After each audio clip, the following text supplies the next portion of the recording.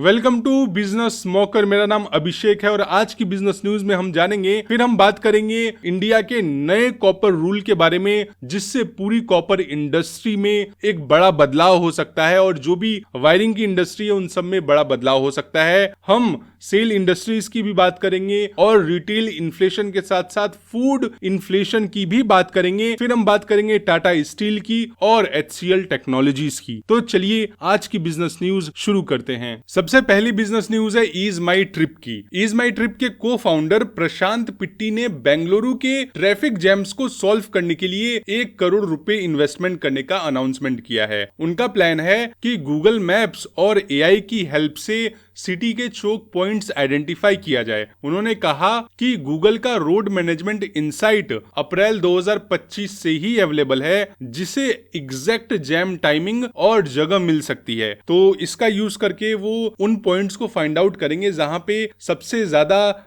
Jam लगता है और उस जैम की जो टाइमिंग है वो भी पता चलेगी। फिर आगे पिट्टी ने बोला कि वो 1 से 2 सीनियर AI और मशीन लर्निंग इंजीनियर्स को हायर भी करेंगे और Google maps API, satellite data और फील्ड टेस्टिंग में इन्वेस्ट भी किया जाएगा। उन्होंने ये भी बोला कि ये जो प्रोजेक्ट है वो पूरी तरीके से ओपन सोर्स रखा जाएगा ताकि दूसरे सिटीज भी इसका यूज कर सकें। बाकी आपका क्या राय है? आपको लगता है कि इस तरीके के ऐप्स से इन चीजों में आसानी होगी? क्योंकि मुझे लगता है कि जो ट्रैफिक है उसकी प्रॉब्लम को सॉल्व करने के लिए आपको थोड़े से रोड्स भी चौड़े करने होंगे और जो ट्रैफिक के रूल्स हैं उनको भी थोड़ा टाइट करना पड़ेगा। रूल तो टाइट है, एग्जीक्यूशन को थोड़ा और टाइट करना पड़ेगा। अगली बिजनेस न्यूज है IT सेक्टर से। HCL टेक्नोलॉजीज और टेक महिंद्रा इस हफ्ते अपना Q1 का रिजल्ट अनाउंस करने वाले हैं और इनके रिजल्ट से पूरे IT सेक्टर का फ्यूचर आउटलुक भी बताया जा सकता है। वहीं पे अगर हम जेफरीज की बात करें तो जेफरीज के एनालिसिस के मुताबिक पूरे IT सेक्टर की Q1 सेल्स में 0.6% की गिरावट आई है। अब पता तो तब चलेगा कि जेफरीज का जो ये अनुमान है वो सही है या नहीं, जब HCL टेक और टेक महिंद्रा के रिजल्ट्स आ जाएंगे। हालांकि जेफरीज ने इस स्लो डाउन का एक रीजन भी दिया है और वो रीजन था क्लाइंट स्पेंडिंग में बहुत ही कमी आना। तो देखते हैं क्या होता है। हालांकि अगर हम TCS के रिजल्ट्स को देखें तो फिर हमें ये समझ में आता है कि जेफरीज की जो एनालिसिस है वो सही हो सकती है, क्योंकि TCS ने भी 3% के सेल्स ड्रॉप को रिपोर्ट किया है। लेकिन HCL और टेक महिंद्रा जैसे फर्म्स को यूरोप एक्सपोजर और USD डिप्रिसिएशन से थोड़ा बेनिफिट हो सकता है। अब अगर आप इस बेनिफिट को समझना चाहते हो कि USD के डिप्रिसिएशन से कैसे IT फर्म्स को फायदा हो सकता है, तो ऊपर आई कार्ड पे लिंक है, उसमें मैंने पेंट इंडस्ट्री के बारे में भी कवर किया है। अगली बिजनेस न्यूज है टाटा स्टील की। टाटा स्टील ने यूके के पोर्ट टैलबॉट प्लांट में 3 मेट्रिक टन कैपेसिटी का इलेक्ट्रिक आर्क फर्नेस बनाना स्टार्ट कर दिया है, जो 2027 तक रेडी होगा। यूके की सरकार ने इस ग्रीन स्टील प्रोजेक्ट के लिए लगभग 5,000 करोड़ रुपए का सपोर्ट भी दिया है। अगर हम इसको उनके करेंसी में देखें तो लगभग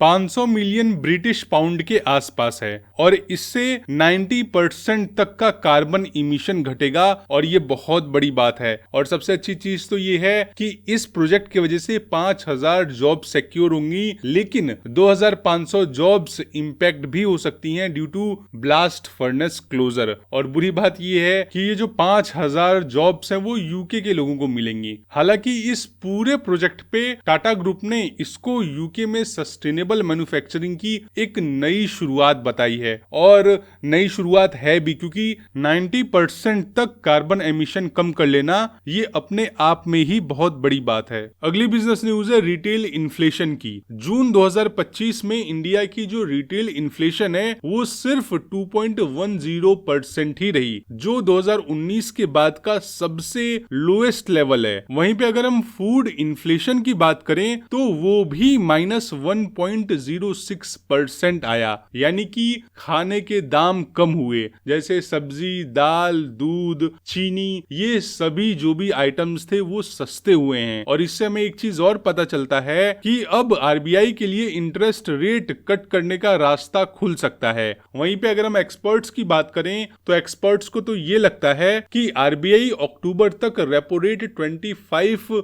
BPS से कम कर सकती है। वहीं पे अगर हम जून की बात करें तो जून में होलसेल प्राइस इंडेक्स भी नेगेटिव रहा, इसलिए इन्फ्लेशन कंट्रोल में माना जा रहा है और आगे भी इन्फ्लेशन गिरने की उम्मीद है। अगली बिजनेस न्यूज है सेल इंडस्ट्रीज की। सेल इंडस्ट्रीज एक 5 गीगावाट की solar cell and module manufacturing plant बनाने के लिए 8,200 करोड़ रुपए ग्रेटर नोएडा के अंदर इन्वेस्ट करेगा और इससे सेल की जो टोटल कैपेसिटी है वो 8.5 गीगावाट हो जाएगी और ये इंडिया के सोलर सेक्टर में अब तक का एक बड़ा इन्वेस्टमेंट माना जा रहा है। कंस्ट्रक्शन की बात करें तो ये जो मैन्युफैक्चरिंग प्लांट है उसका कंस्ट्रक्शन 2025 में शुरू होगा, यानी कि इसी साल शुरू होगा। देखते हैं आगे की बिजनेस न्यूज क्या है। जब भी इसका कोई अपडेट आएगा मैं वो आप तक जरूर लेके आऊंगा, लेकिन उसके लिए आपको हमें सब्सक्राइब करके बेल आइकन पे हिट करना होगा। वैसे तो एक्सपर्ट्स ये भी कह रहे हैं कि सेल इंडस्ट्री का ये स्टेप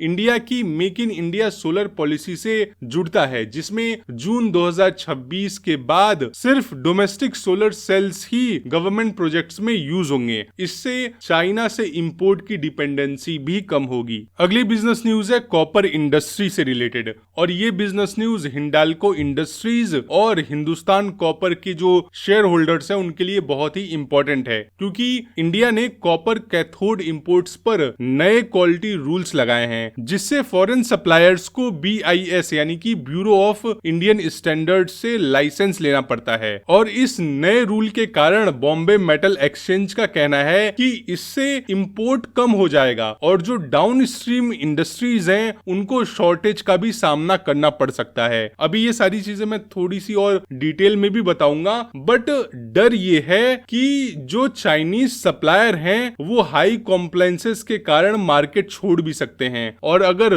प्लेयर्स बहुत कम बचेंगे इंडिया के अंदर तो एक मोनोपोली की जो सिचुएशन है वो क्रिएट हो सकती है। हालांकि जरूरी नहीं कि जो फॉरेन कंपनीज है वो इंडियन मार्केट को छोड़ें, क्योंकि कॉपर की डिमांड 2030 तक डबल होने वाली है और इस वक्त India already second largest importer है। अब ये जो पूरी न्यूज है वो क्या है, देखिए जो फॉरेन सप्लायर्स हैं उनको लाइसेंस लेना बहुत ही एक्सपेंसिव पड़ सकता है, बट जो प्रॉब्लम है वो कॉम्प्लेक्सिटी की भी है। यहाँ पे जो लाइसेंस है उसको लेना काफी ज्यादा कॉम्प्लेक्स है और इसके वजह से जो फॉरेन इंडस्ट्रीज है वो इंडिया का मार्केट छोड़ भी सकती हैं। वहीं पे अगर हम डाउन स्ट्रीम इंडस्ट्रीज की बात करें जैसे wires, cables, EVs, transformer companies, यानी कि वो कंपनीज जिनका मेन रॉ मटेरियल ही कॉपर है, वो प्रॉब्लम फेस कर सकती हैं, यानी कि उनको शॉर्टेज हो सकता है और जब शॉर्टेज होगा तो इन सभी प्रोडक्ट्स के दाम भी बढ़ सकते हैं मार्केट में। मतलब सिंपल सी बात है, अगर सप्लाई कम है तो किसी भी चीज का तो प्राइस बढ़ेगा ही और अगर रॉ मटेरियल कॉपर का ही प्राइस बढ़ जाएगा तो जब आप दुकान पे ट्रांसफार्मर या फिर ईवी या कोई भी